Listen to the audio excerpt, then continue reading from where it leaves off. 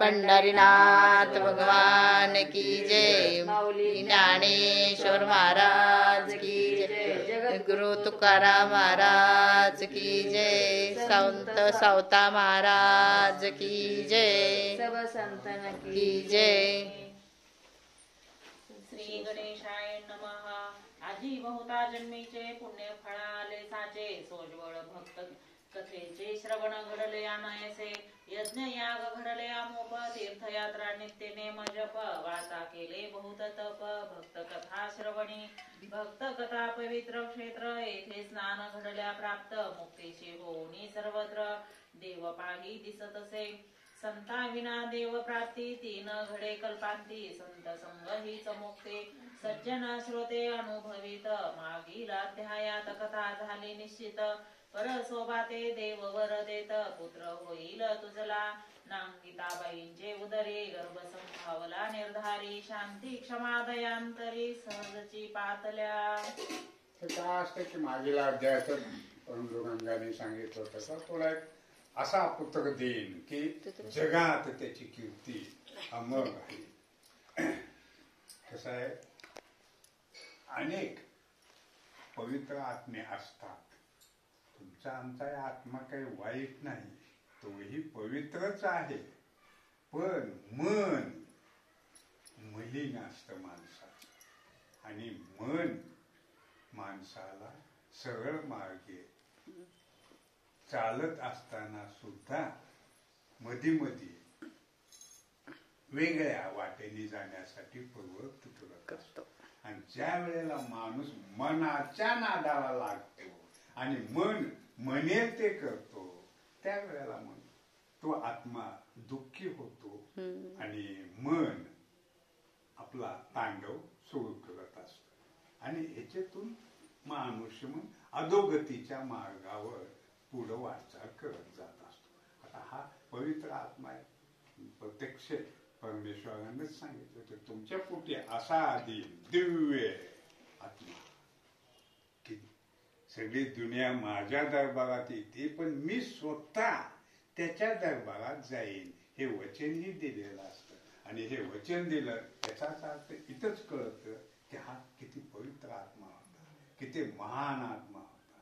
आणि हे एक रूप होते परमात्म्याशी, हेही इथंच कळतं. पळाले मनीचे क्लेश. मणी बाणला उल्हास. चिंता काळजी मोह. दरिद्र क्लेश स्वप्नांतही दिसेना.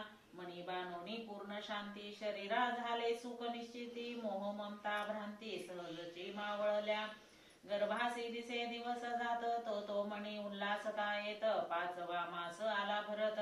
डोहाळे होते ते ऐका. परसोबा नांगितेसी पुसे. तुझे मणी काय इच्छा असे, तसे मी तुला देतसे. त्वरे घेईन मागोने.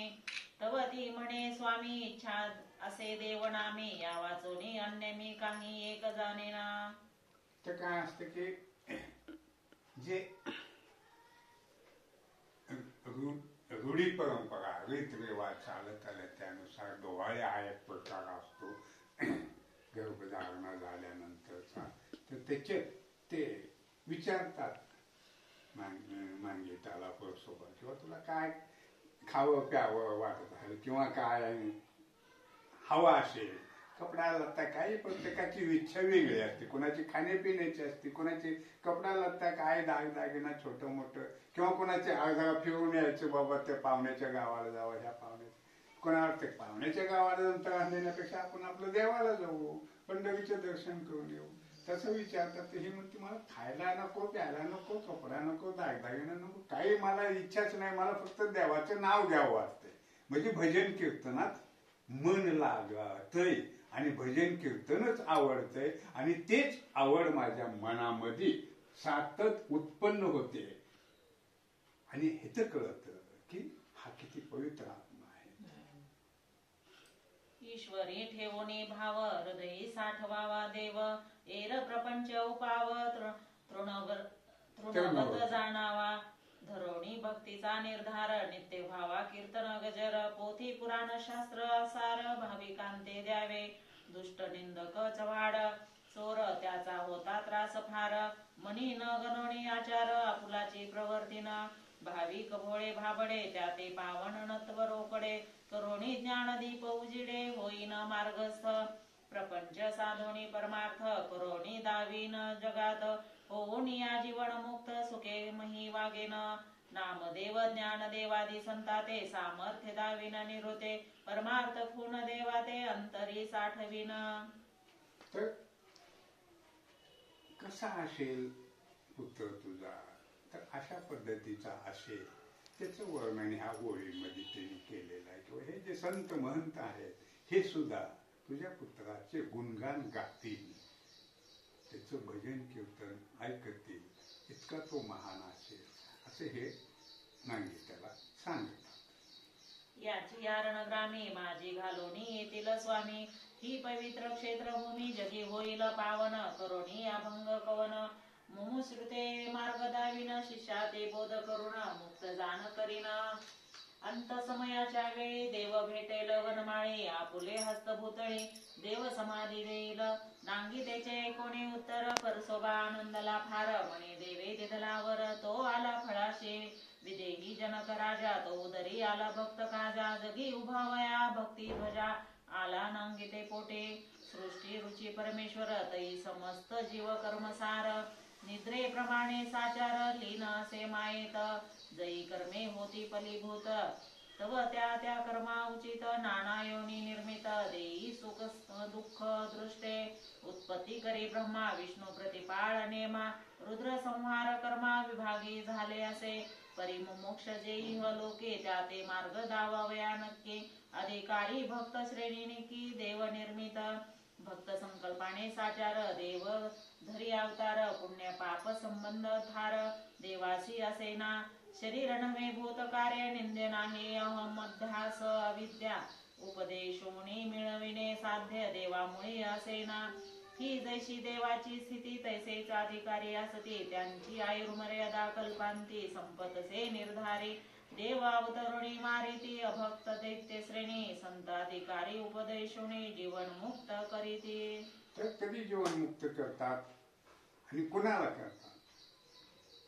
देव येऊन सज्जनाला कधी मारत नाही बघा, हे एक ध्यानात घ्या. देव येऊन दुर्जनाला मारतात आणि दुर्जनाला मारून सज्जनाला त्रासातून मुक्त करतात आणि दुर्जनाला जीवनातून मुक्त करतात. आता त्याचे ते असेही काही प्रकार असतात की देवाच्या हातून मरण आलेला दुर्जन सुद्धा त्यावेळेला देवाचा स्पर्श किती महत्वाचा असतो विचार करा. आपण मूर्तीच्या चरणाला स्पर्श करतो तर आपल्याला किती एकदम आनंद वाटतो, मन आपलं भरून येतं. ज्याला देवाचा स्पर्श झाला त्याची परिस्थिती कशी होत असेल विचार करा. अनेकांना लक्षात येतं